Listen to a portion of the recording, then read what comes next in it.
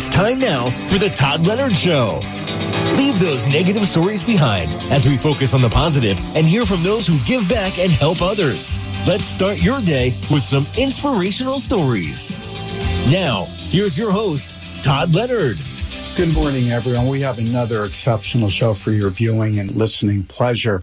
If you're watching us on Facebook, remember to like us and obviously follow us. And if you're on YouTube, please subscribe. And it means so much to, give me your feedback. If you see something during the show, you think about, you want to get involved, or if I'm inspiring your life or motivating you, or you know someone making a difference, send me an email at todd@toddleonardshow.com. This morning we have the MacDonalds, Chris and Jim MacDonald. These wonderful folks right here in Morris County have been making a difference for many, many years. They're very active in the Interfaith Food Pantry, feeding the hungry. What's more important than that? And this year, they've been honored. April 21st, they're going to get a very prestigious award. Neighbors Helping Neighbors. When I heard about that, I'm like, something, on the journey of giving back, these are the kind of people I love to have on. So good morning, Chris and Jim. Thank you so much for coming. Good morning, Todd. Good morning. Yeah, Chris is battling a little laryngitis, but, I appreciate you got your water there and you're going to be fine. Before we talk with you great folks, I just want to, say I'm praying for my great friend Frank. Frank hasn't been feeling well recently, and I know he's in the hospital. A lot of people are praying for your speedy recovery. So for the family of Frank and all of great friends, we love you and we want to see you back on your feet. So Chris and Jim, on the journey of giving back, I like to explore the lives. What made you guys decide to give back? And I think it's important for all of us to understand, your lives. We're all busy, and kind of where you were in life, what made you decide to give back and make the world better. Because on the show, on the journey, I like to explore that. So I want both of you to kind of talk a little bit about where you're from. I know you live in Chester now. Chris, where were you from originally? The Chicago area. Chicago. Jim and I have known each other since we were 11 years old, I think. Oh, my goodness. Long enough for her to know better. We actually went to college together in Indiana. Hoosier country. Hoosier country. Yeah. And 10 years after we graduated from college, Jim was working at Merck in North Wales, PA. And I had interviewed with Merck in Denver. And so we were at a college reunion, and we, kind of met up again. And it's been, I don't know. She was able to come out to Pennsylvania from Colorado, and the rest is history. Wow, that's unbelievable. Yeah, I've had another great, husband-wife on The Color of Smile, and it was a while ago. I don't want to put people on the spot, but I'm always curious, since for the viewers and listeners, basically, how people fall in love, and you guys have been married for how many years? Just celebrated 40 years. God bless you 40 both. years. Wow, I'm going on 10 soon, so got a ways to go. I have a ways to go indeed. So a great journey. Yeah, well, I know in getting ready for the show that Jim, you're an accomplished pharma guy. You've been in pharma for a long time. How'd you get involved in pharma? So that's an interesting story. So I did a degree in my background is toxicology, and I heard about this job at Merck. I honestly wasn't really interested in it. I had heard about Merck for a long time. What a great company. And so I came out to Pennsylvania. I was in Nashville, Tennessee. I came out for an interview thinking, well, this will be sort of interesting. I just want to see what it's all about. They made me an offer. I turned it down. Fortunately for me, they came back 6 months later and still made the offer. And it's been just a wonderful ride. It satisfies everything that I am interested in. I'm a scientist. It's an opportunity to use your science to do something novel and help people, most of whom you'll never meet. And bringing new and innovative medicines forward. So it's been over 40 years. So 31 years at Merck and then Schering-Plough, and now 10 years plus in the consulting. Well, interesting. Yeah, our new neighbors, they've been, across the street. It's ironic, neighbors helping neighbors. He helps me more than I help him. But my friend Justin has been with Merck for years, the German Merck, and he's all over the world doing his thing. But he's a wonderful guy, but he's also a scientist, and so is his wife. So it's kind of interesting in terms of just like your work experience when I heard you had a background with Merck. And, Chris, also, obviously you have a teaching background. You were involved in education, right? Well, so tell us about that. I started out, my degree was in education. And at one point I decided women were starting to get into pharmaceutical sales, and I had been in nursing school before I was in education. So I thought I had a background that was suited to that, educating and science and everything. So I actually worked for McNeil Consumer Products in Denver, and then when Merck expanded their sales force, I interviewed with them. So at the time that I ran into Jim, I had interviewed and knew that I was going to be coming to work for them. So they would bring me back for trainings and things, and we'd spend time together. And then once we started having kids, it was, there weren't a lot of teaching jobs out there. It was hard to balance the pharmaceutical rep's life. So I stayed home with the kids for a while. That's kind of where I got involved with volunteering, because through the schools, I started with another woman, started an educational foundation to bring private monies to the schools, different from the money that PTA would raise, because that was kind of for funding. When we started out in Chester, they had one computer in the whole school district. This is 98. So it was a matter of raising funds, getting private donations and things to really bolster the schools. So I went from, kind of back and forth between the drug field and the educational field. Interesting. And just to go back how you guys, fell in love and got married. Did you know Jim right away once you guys reconnected that she was going to be your wife? I knew right away that this was an interesting person. There was a bond there from the time we knew each other in junior high school, if you can believe that. So there was a bond there. And we had both had lots of experiences in our lives. And I just knew that this was a force to be reckoned with. This was a wonderful person. And yes, I did know that I wanted to spend. Well, let me just say, that was a great answer, because I'm assuming you came in the same car, and she probably won't let you ride with her if you need to answer. That was an outstanding answer. And hopefully your kids and maybe grandkids are listening. So, from the heart. Well done. They've all heard the story. Well done. So, perhaps it'll be a nice. You did set me up, Todd. I set you up. Sorry. You're like, oh my God, I came on. Neighbors helping neighbors. That's what kind of host? What kind of help is that? What kind of host is this? So, Chris, I won't put you on the spot, but I'm sure you felt the same way.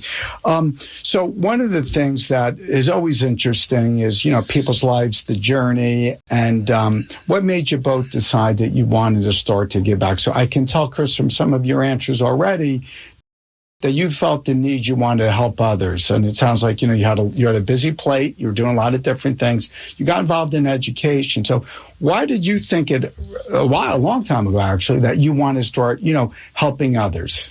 Early on, this goes way back, right after college, I moved to California, and I was living in Santa Barbara, and I was teaching special needs children. And I always knew that when I left that classroom at the end of the day, I felt better than when I came in. And I realized that spending time with people who had different experiences in the world made a huge difference in my perception of my reality. Yeah, so, not to get overly introspective, but I know people have different gifts in life. Did you know something in your heart when you were helping folks with special needs? Did that appeal to you in a way that you didn't know until you did it? Oh, yeah. It was the only job I could find, and it was like I graduated from college, moved to California, and they needed somebody to work with special needs kids. And I thought, I can do that. But it gave back to me so much more than I gave to the job. And you said you did work with Special Olympics. Yeah. You really feel that, I think. Yeah, I mean, I miss it. Maybe that yeah. doesn't speak to everybody, but it did to me. Well, you know something, too, on the journey giving back, I do the shows. Not only do I love to meet wonderful people like you, but also to inspire, to motivate for someone to maybe make a difference in other people's lives, because it is important to pay it forward and give back and make the world better and to help others, especially those in need, because you should really count your blessings. I know that sounds like a cliche. Jim, from your perspective, when did you start to realize that I think I need to do more to help others? So there's a couple things that are important. So I like Chris. I feel really blessed. I've had just amazing opportunities in my life. And early on in my life, I confess, I wasn't really thinking about giving back. You're busy, you're raising kids, you're active in a career, you're developing yourself. But it became clear to me that there's more to what I was doing. Honestly, the inspiration was Chris. She has really provided the leadership in our family for me, and I think for the rest of our kids, to show two things: why it's important to be a part of your community and to give back, to use the advantages that you've been able to have in your life to help out your community and help people who don't have the same opportunities. But secondly, and importantly, and it is a cliche, it is trite, but you get back more than you give. And so seeing that with her, watching her, seeing how that happened, I became much more involved. And it's become much more of a part of my life now, thinking about how to give back and how to do other things. It didn't start that way, but it has been a good evolution. Yeah, but you know something, Jim? I think we're all, if you have a career, you have a family, you have obligations. Mm-hmm. And that's one of the beauties of life is sometimes, and there's nothing wrong with that, but at some point, I think you become more fulfilled if you find the time, even a little bit of time, just to do something to help someone else. Mm-hmm. Now, another reason why you're going to have a nice ride home, your wife has inspired you. And, let me ask you this, because it's a beautiful thing to say about your wife, and that was something I wanted to explore as well. So, Chris, how does it make you feel? Your husband just, said that, you've inspired him and other folks. I mean, I think it's wonderful. He could have gone the other way. But I feel like, during that time that we were raising the two little ones, we have 3 kids. Our one daughter is older than the 2 younger ones. And so during the time that was really active parenting with the 2 younger ones, our roles were really split. And so I had the time to be able to get involved in these activities. And Jim was, the breadwinner. So, but then, he would come in and help when he had time or when there was a special event or something. And then, as once he retired, he had a lot more time. So we were able to do a lot more together doing this. Right, but anyway, it was a wonderful. Yeah, well, I hope you're going to say it made you feel good. You set her up. Come on. Listen, Jim, you had a few hardball questions. That was in golf. We put that right up on the tee, like getting ready for the Masters on the opening day. Even you would hit that ball in the air a little right down the fairway. Yeah, straight down Broadway, right? And, just because college basketball, I don't know if you followed. Oh my gosh. Yeah. I don't know if you saw the first game last night. Yeah. In the Final Four. Oh my gosh. Holy snake bites, man. Yeah, that was one doozy of a game. I don't know. Was San Diego State ever in the lead before?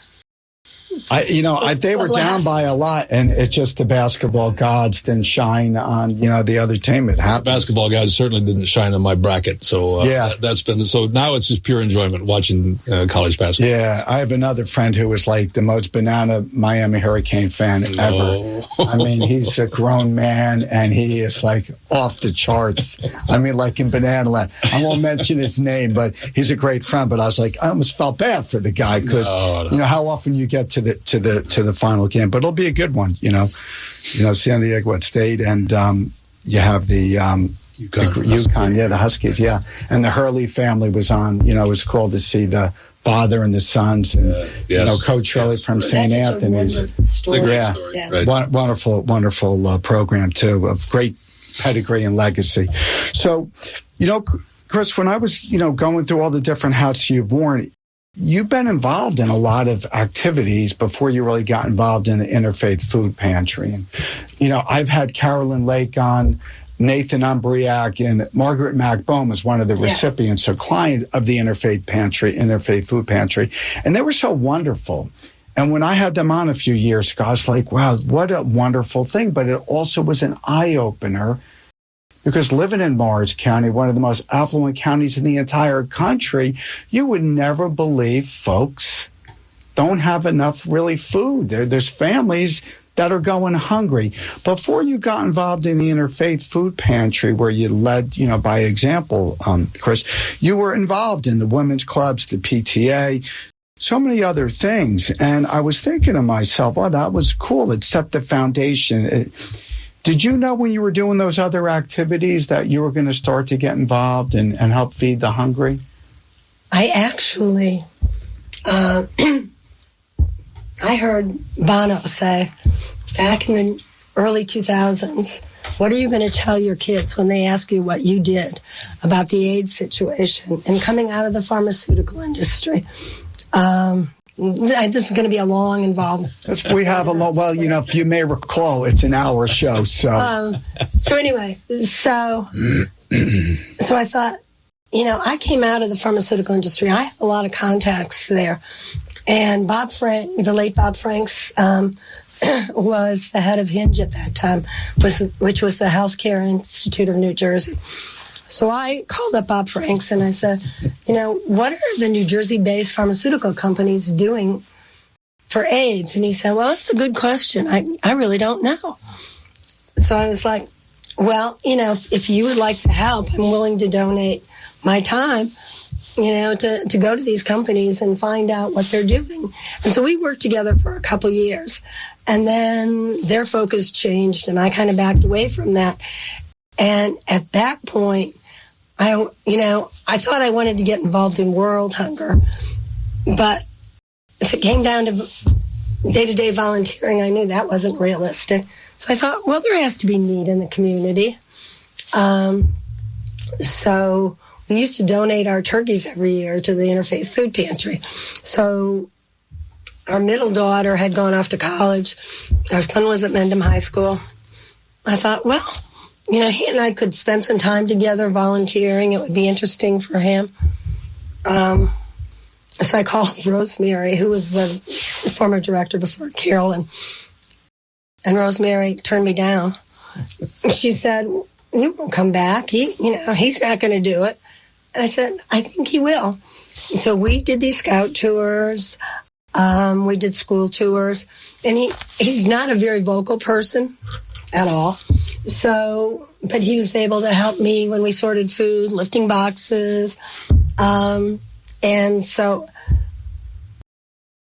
he went off to college and I stayed on, and that was kind of the beginning of how I got involved in the Interfaith. Well, it's a blessing. I told you it was kind of... No, listen, and but that's, this is one of the beauties of life too, the different paths and how people kind of get involved and how one thing has, a ripple effect.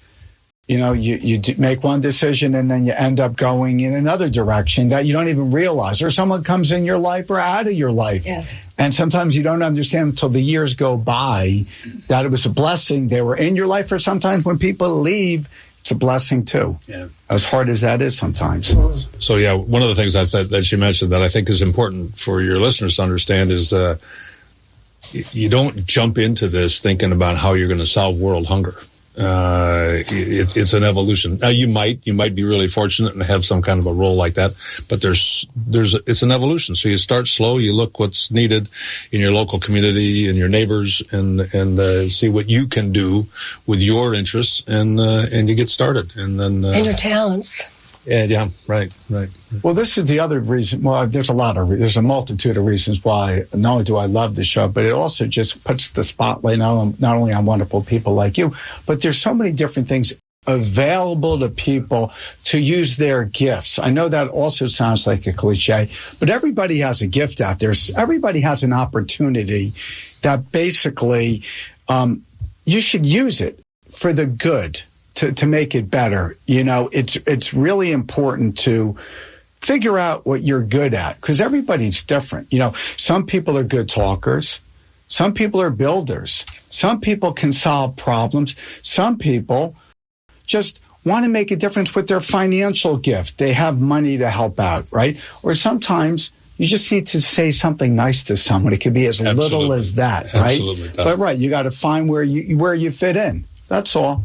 Because I know, like, I'm not going to be a builder. I mean, like, we at the Morris Habitat from Humanity, wonderful people. If I was swinging a hammer, it would be really dangerous, okay? I could carry some stuff. That's not a problem. But it's like, use that as an example. Or like someone loves sports. Maybe you could be a coach of someone with a disability. Or maybe you have a great intellect and you can help someone learn how to read or help solve a problem. So there's so many different programs available. So in terms of the Interfaith Food Pantry, I know they've grown over the years, but I also know the backbone of the organization are the volunteers. The volunteers, right? So, Chris, you've been involved in the Interfaith Food Pantry since 2005. It's a long time, and I know Jim since around 2010 or so. But you guys have been doing so many wonderful things. When you got involved, Chris, in 2005, a little retrospection, did you think in 2023 you would still be so involved? Absolutely not. Absolutely not. I don't know if you know where the old Interfaith Food Pantry was. It was in the basement of the old Morrisview Nursing Home on West Hanover. And our client, there was no dignity at all for the clients. We didn't have nearly as many as we have right now, but they had to stand outside. A lot of them had babies, in the rain, the snow, the freezing cold, boiling hot. Every piece of food had to be handled by hand because we couldn't use a forklift. We couldn't use pallets. So building that new building was a game changer. Where's the new building located? It's in Central Park, on the old Greystone property. Oh, wonderful. Yeah, but you just said something, Chris, about the dignity because, folks that need a hand up, not a handout, a hand up, okay? They should be treated with respect and dignity because anybody could be in that plight. And that's also part of the human condition, right? You never know when things could change. And sometimes horrible things happen to people, really great people, and they need a hand up. COVID was a great example of that. I was doing intake from home because we got so many new clients because, all of a sudden you had people who were out of work and it was before the government programs kicked in and everything. I remember calling this one mother. She was a single mother of a preschooler.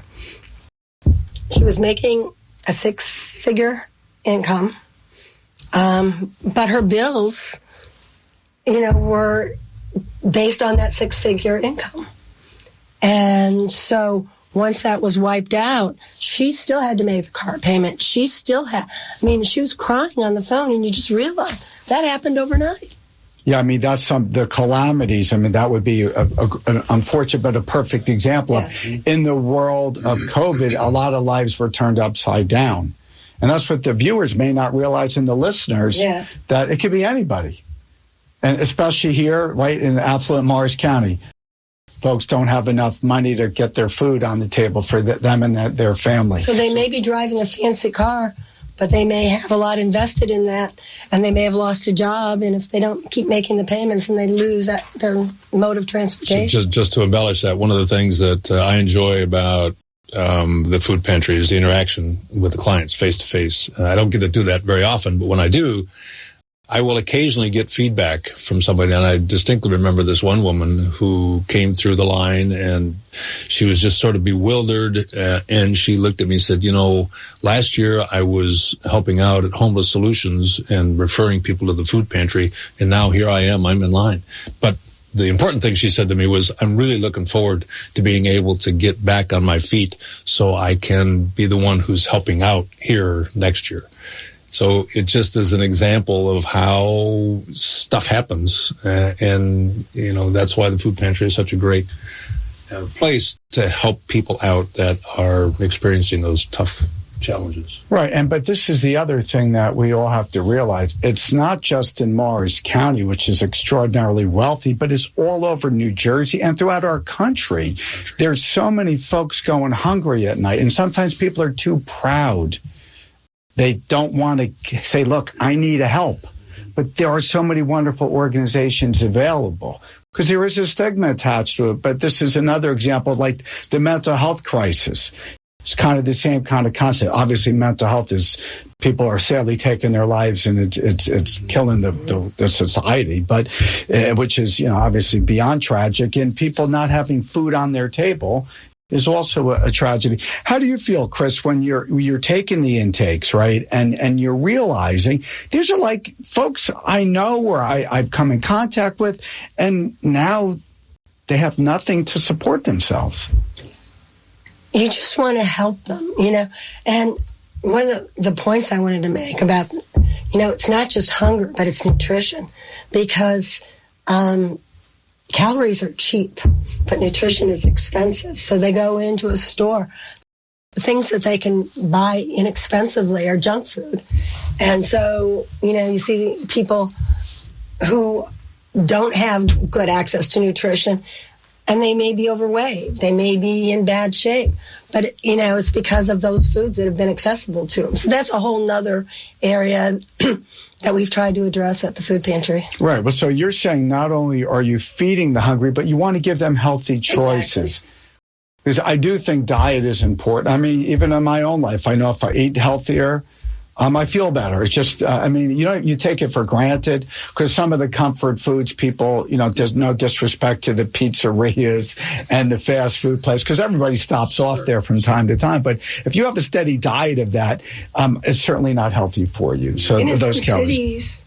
Cities, they only have access to bodegas, which is nothing but junk food. Right. So one of the things you mentioned that I wanted to bring up about the intake, about how you get aware of the needs in your community. So it is also how I got much more interested in the food pantry when Chris was doing this intake. This was before COVID, but she'd come home, she'd do it on Tuesday, and she'd come home at night, we'd have dinner Tuesday night, and I'd hear these stories about these people that were just having this very difficult time for no fault of their own. It's not because they didn't work hard or try, and you're thinking that's just somebody that could happen to us. It's the next door neighbor. It's a thing that we can really do something about. And a lot of low-income people may be working 2 and 3 jobs, but it's not a living wage, so they're trying to kind of cobble together enough to keep their families afloat. And so that's a whole, it's basically the working poor. Right. So that's the other misconception, is people like, oh my God, they're going to the food pantry because they're not working hard, or they're not putting the effort in, or they're drug addicts, or they simply don't care. They're just out for the handout. But as you just said, Chris, that's not true. These are folks working sometimes 2, 3 jobs, right? These are the working poor that are basically a little bit above the poverty level, so they don't get other things.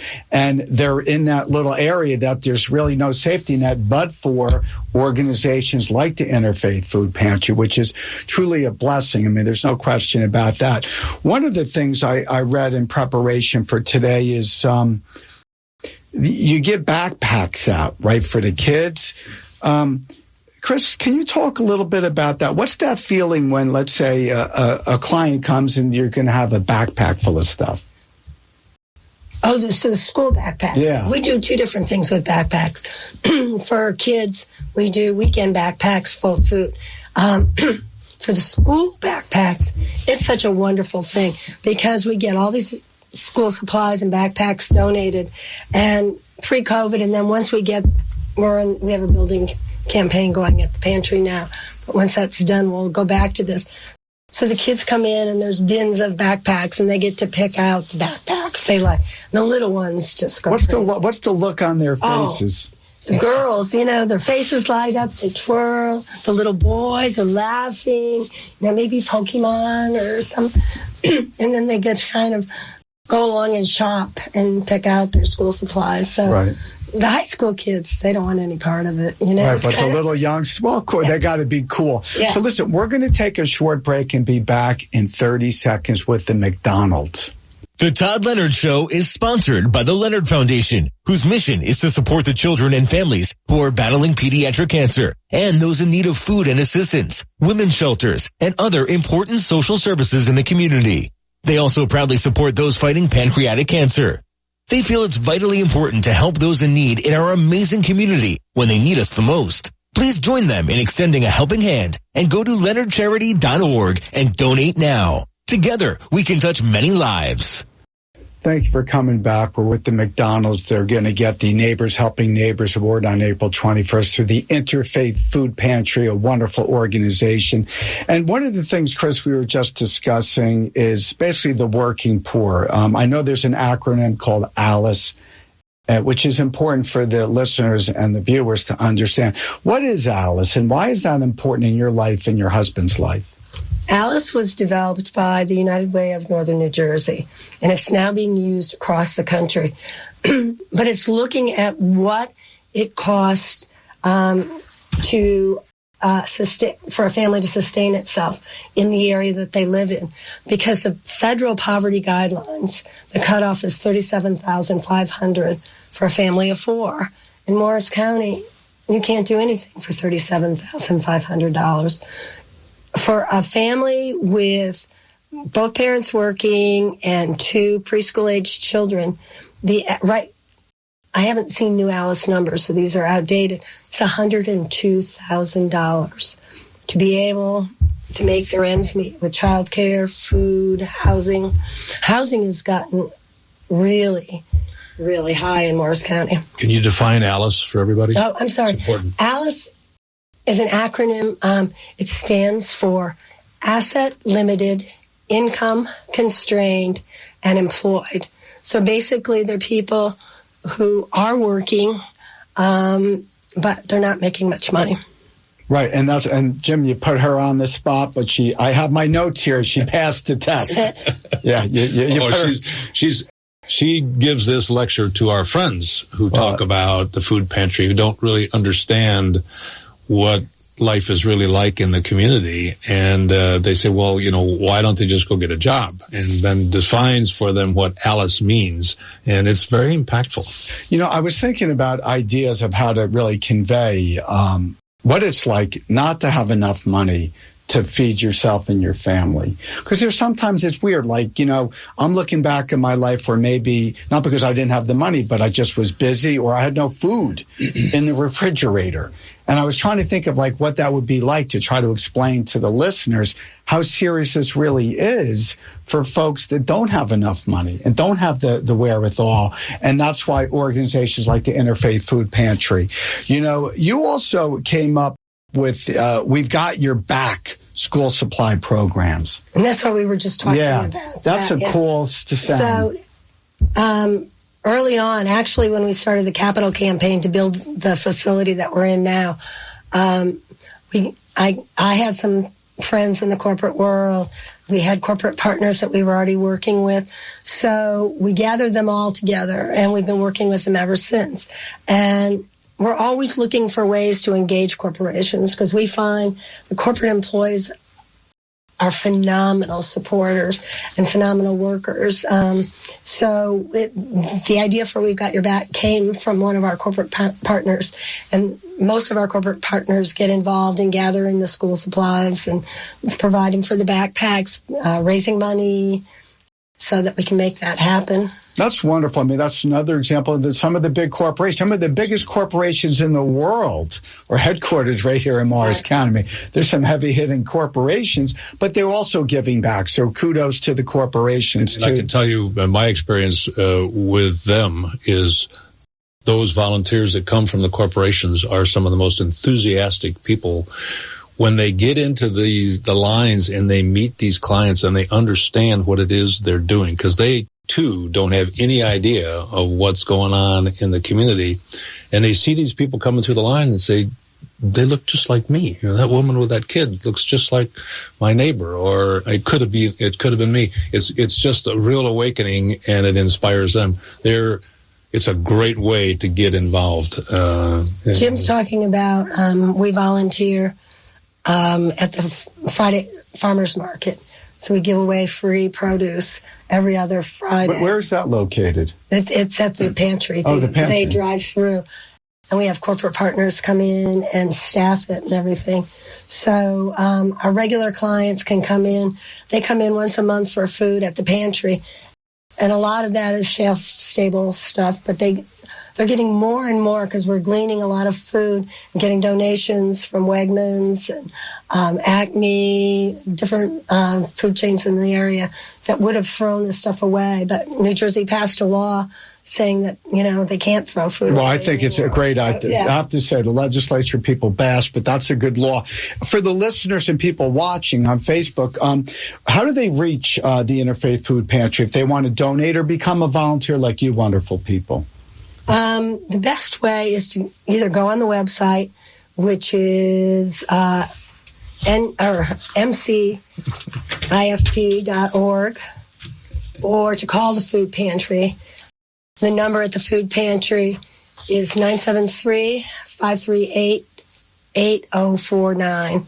And Jane is the volunteer coordinator. And if that's what you want to do, if you want to volunteer. If you want to donate food, you can come Monday through Thursday. And probably the best thing to do is call the pantry, and they'll tell you specifically how to donate the food. Just drive through, and somebody takes it out of your car for you. Well, no, that's why. And you should pass the test again, I have to say. You're a smart cookie. You're not gonna find a failing here. We're not gonna stump. We're not gonna stump. Jim, maybe it's a possibility. It's a possibility, but you're not gonna stump. Chris is nailing everyone. She's passing the test. Let me just reinforce the fact that we were talking earlier about how you get involved in volunteering. And if you're thinking about how to do something like this is a great way to understand what it feels like.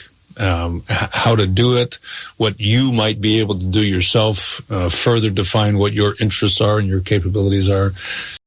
This is a great organization. I want to say last year, and that's, the last year that we have numbers for, we had 271 staff volunteers. Staff volunteers are people who perform a regular job, like once a week or multiple times a week. They come in, they stock the shelves, they shop for the clients, they sort the food, they work in the warehouse. They donated over 20,000 hours, and that equates to 10 full-time positions that we would have to pay for if we didn't have those people. So, that's huge. And then we have a lot of people who come in through corporate groups and stuff, and it's just a one-off. But it's those staff volunteers. And we have home delivery, too. A lot of families like to do that because they can come in and shop and then deliver it to the people who who need food delivered. Wonderful. And Jim, so you've been involved. Obviously Chris inspired you and your family. And, that's one of the things of a relationship too, is, people have unique qualities, and Chris brought out a lot in you about giving back in the volunteerism. What's your perspective when you're there, rolling up your sleeves, you're helping out, being an active volunteer, and making a difference in people's lives? Because once again, that's what we like to explore on the show. What's it like to make a difference in someone's life? Yeah, it's hard to explain. It's a wonderful feeling to get in there and be involved in a effort that is so important. Again, go back to, I like personal communication. I like looking in somebody's eye, and you can see when you see these people how grateful they are. These young women that drive through with a single, I'm making it up, but I'm assuming they're single mothers with a kid in the back seat, and they realize this is something that's really helped them out. This has really made a difference in their day, and it doesn't take a lot, but it's just such a tremendous feeling of satisfaction to know that you, through your efforts, have done something to make that person's life just a little bit easier. So, and it's also great fun working with these volunteers that Chris mentioned. These are incredibly dedicated, hardworking people. They're there every week, and to just sort of watch them and get involved, they'll guide you where you are needed. But it satisfies this desire to recognize what you've been given in your life and give something back, and that this tremendous personal satisfaction that you've been able to make a difference in somebody's life. Yeah, well, that's a beautiful thing. And once again, I was so honored and privileged that you were going to come on, both of you, and tell your story to inspire and motivate others, because I could see both of you, you really are making a difference. Chris, you have 3 kids and grandkids. What's it like as a parent and your children? Because I was reading, too, in advance to show they're giving back, too. They're involved. Now, because I'm a parent, we shared a little bit. I have 2 youngsters, and obviously I try to do my best to set an example. And it was my late dad's birthday yesterday, so I was thinking a lot about my late dad and my mom. I lost my mom a number of years, too. But I always thought about the examples they set in my life and how it shaped me and who I am today, to be very grateful, to understand you have to pay it forward and help others. And I also realize all the satisfaction I get out of it. Chris, what's your perspective as a proud mom when your kids are involved and giving back? What's it like? I mean, we really enjoy it. So the kids have, over the years, gotten involved in volunteering with us. My grandkids, who the 2 older ones are now seniors in high school, going off to college.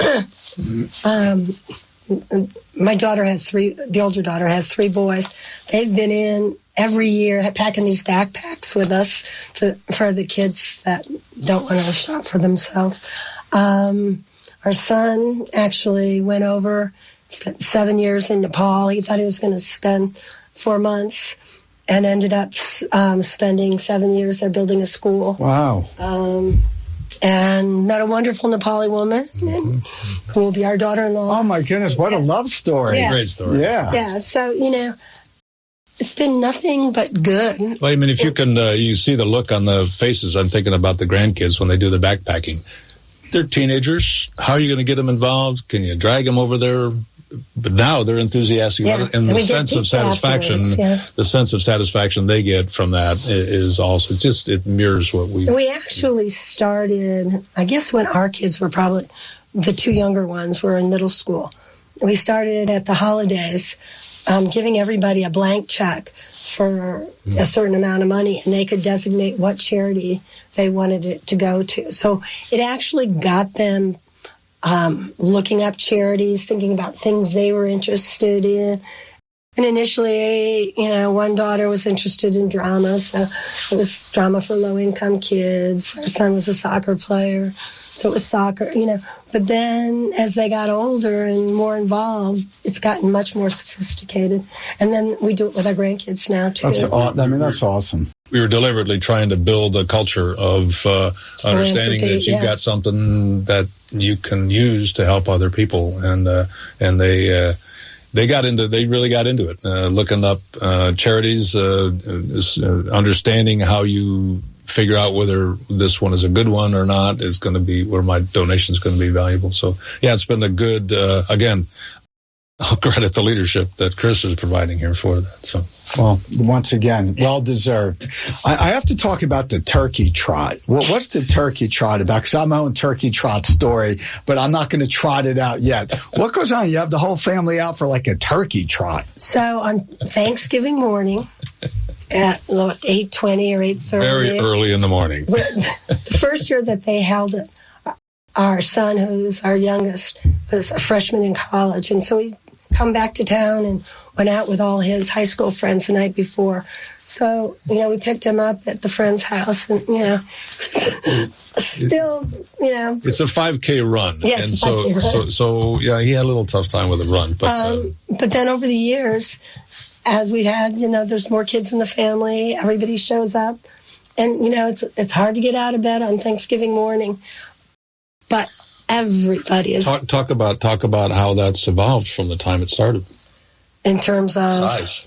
Well, yeah, the first couple years it was 200, then 400, and now it's 2,500, 3,000. Now this is through the Interfaith Food Pantry, right? It benefits the Interfaith Food Pantry and the Literacy Society. Wonderful, wonderful. The turkey trot. It's funny you bring up, your son. I had some great friends I grew up with, and they were high school runners. I played other sport. They were all on the cross country team. And I have to acknowledge the night before I probably wasn't training properly. So I know I have to do this, but I knew I was going to get a cool pretty long, like it's like a T-shirt, but it's a nice shirt. So I figured I'm going to get a shirt out of it. So I watched, the New York Marathon, the Boston Marathon, and this is the first race I've ever been in my life, and there's going to be water stations. So I'm running. I have to look. I'm not showing up. I was running nice at a really good pace. This is a 5K. 5K. It's a turkey trot. All right. And with my buddies, I was out the night before, feeling loose as a goose, getting up in the morning. Oh my God, I got to drive and I got to run. So I'm doing really well. I'm like staying up with my friends and they're really good runners. And there's a water station. So I go grab the water because I seen it on TV. I start drinking. I start choking. I have to stop running. I took like a 5-minute break. So let's just say I got the T-shirt out of it. That was my turkey trot story. I had to trot that one out. So, Chris, in preparation, I read another wonderful quote from you. You were talking about your involvement as a wonderful example of how ordinary people working together can make an extraordinary difference in the lives of people who are going through difficult times or struggling just to have basic needs met. And that meant a lot to me, but you said ordinary people making extraordinary differences, but I think what you guys do are extraordinary, and it goes to prove something. What does it mean to you? I mean, I don't feel extraordinary. I feel ordinary. And, the people that we work with who continue to impress us all the time, the community of people at the Interfaith Food Pantry, including, the staff and the board and the volunteers and the clients, are this wonderful community of people with a kind of a shared mission. And, you just kind of help where you can. And so I don't feel that you don't feel extraordinary about it. People shouldn't feel, if they're thinking about volunteering, that you have to be some superstar. You're just looking at the needs in your community, your neighborhood. You don't have to help the whole state, the whole country, the whole world. Just one neighbor, one simple act. I mean, and some people are like animal people.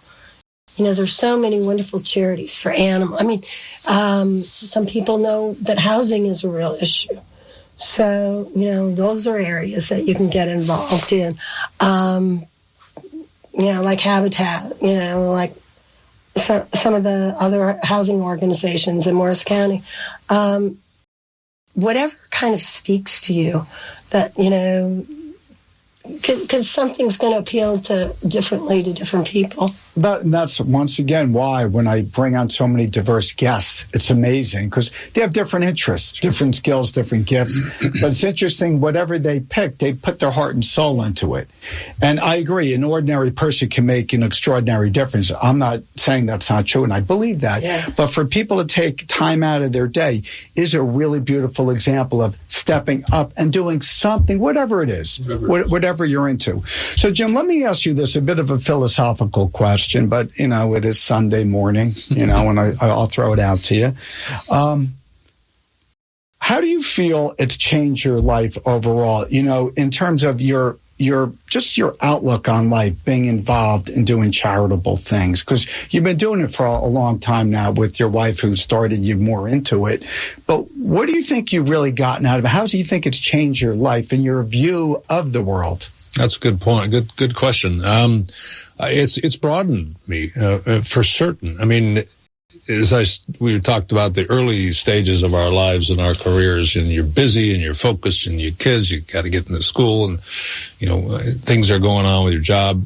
It's very difficult to think about broader issues. But as you start to get involved with a group like the Food Pantry, and we talk all about the Food Pantry, there's many different groups like that.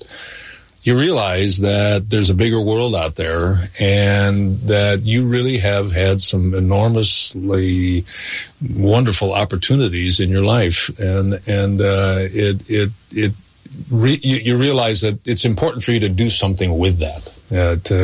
What are you going to do with this gift? I'm still consulting after 31 years in the pharmaceutical industry. Why am I doing that? Because you got a gift, you got something you can use to help make people's lives better through your efforts, and you're interested in it. It's something that's fun. So I think it's made me more introspective. It's made me more observant, maybe more empathetic. It's been a growing experience, and it's continuing. It's something that is continuing. All right, Chris, so I have to ask you kind of a similar question. So, Jim was not involved in giving back that much, and then you led him to obviously get involved, and you led by example. What are your observations in your life and how your relationship as a husband and wife has evolved because of this participation together? So that's a tough question, too, because I put Jim a little bit on the spot. Very good answer, sir. But I figure, what are your thoughts on that? Well, it's kind of interesting because we have some shared interests, and then we have interests that go in different directions.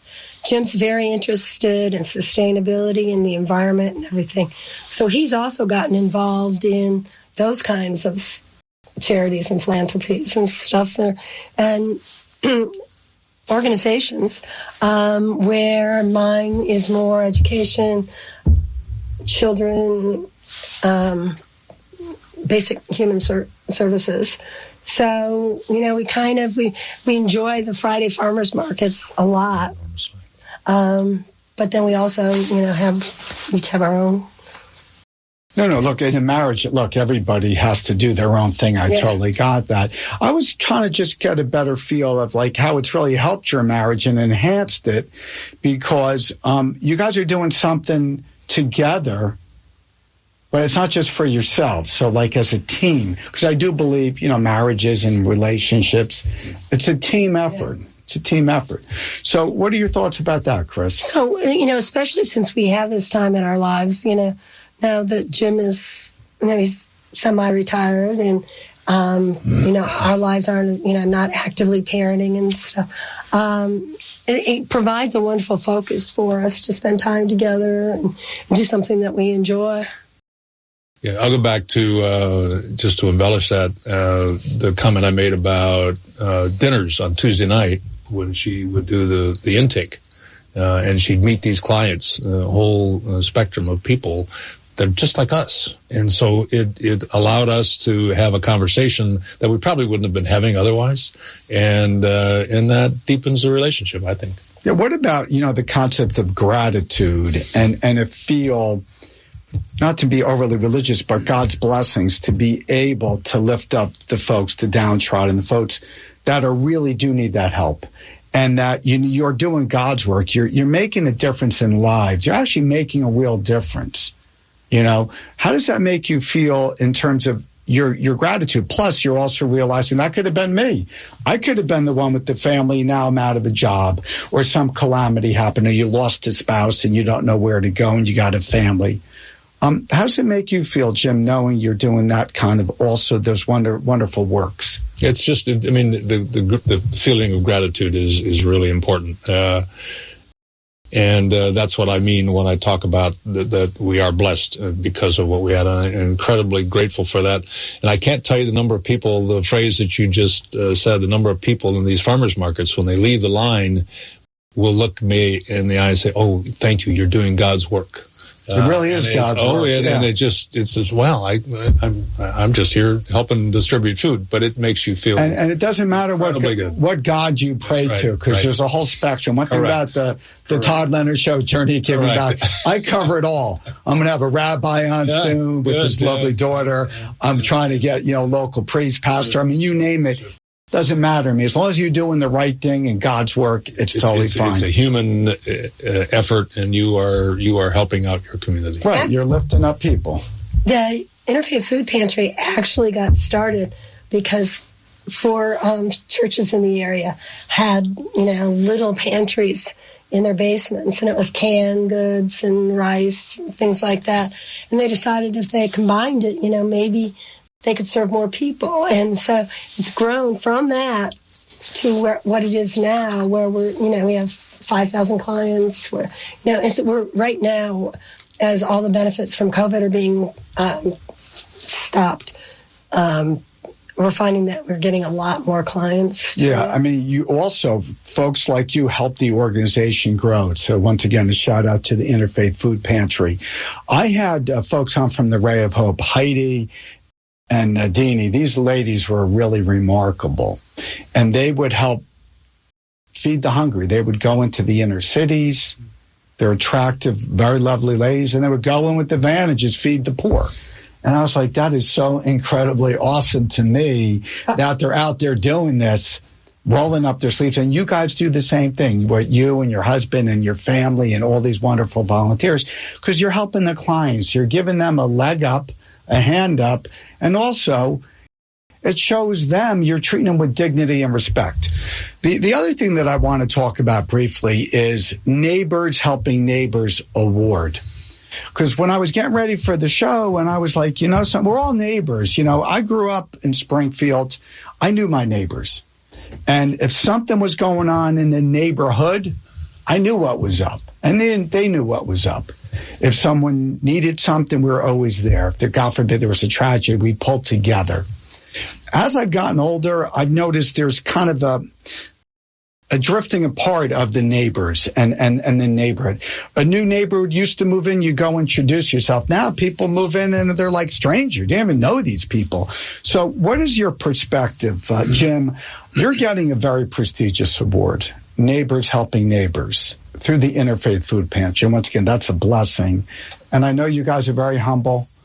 But what does it mean to you that you're going to get this award? So first of all, let me make it perfectly clear. This award is about Chris. She's the one who started in our family. I hope I've made that clear. I've been inspired by it. I've been supporting of it, and I now am getting much more involved with it. So I don't want this to be about me. This is about her. But it is a humbling award. I mean, when they asked Chris whether or not we would be willing to participate this way, we both said, well, gee, that's really not us. We're happy doing what we're doing. We don't need the award, but it's humbling. Hopefully it's a way through what you're doing right here to get the message out about what the food pantry does. And if we could encourage other people to jump in, I mean, that's kind of like why we're doing this.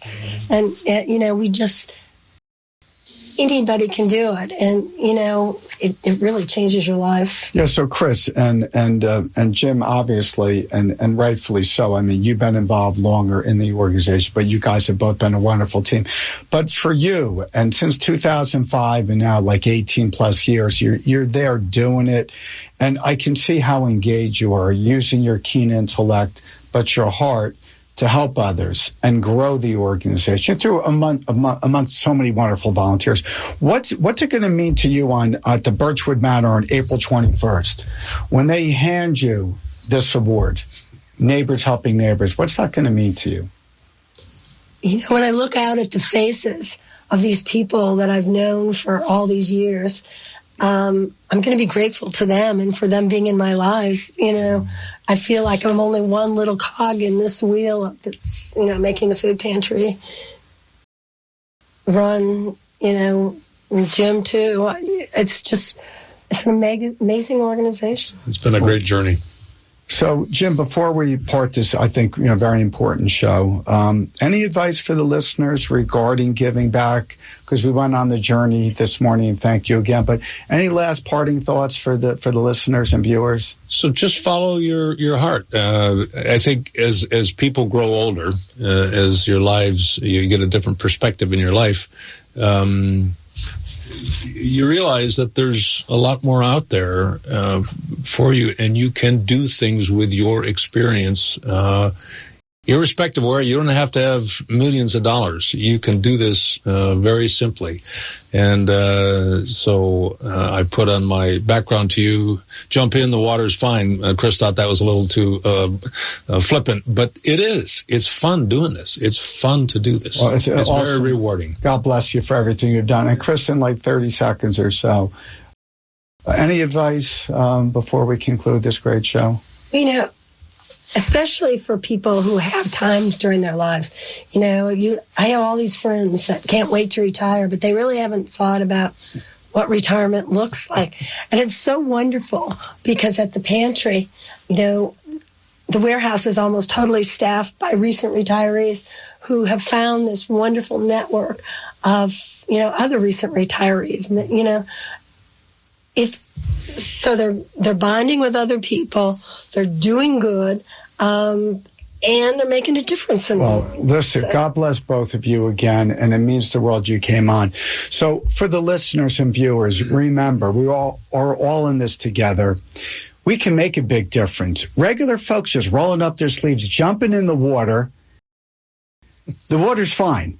If you don't like the water, find another place to jump into, but you'll find your spot in life. Remember, neighbors helping neighbors, that's all of us. We're all one big neighborhood. Never forget that. Go say hello to your neighbor if they move in. If something's going on, lift them up. And never forget, each day's a blessing. Never forget to pay it forward. God bless, and please tune in next week. Take care. The Todd Leonard Show is sponsored by the Leonard Foundation, whose mission is to support the children and families who are battling pediatric cancer and those in need of food and assistance, women's shelters, and other important social services in the community. They also proudly support those fighting pancreatic cancer. They feel it's vitally important to help those in need in our amazing community when they need us the most. Please join them in extending a helping hand and go to leonardcharity.org and donate now. Together, we can touch many lives.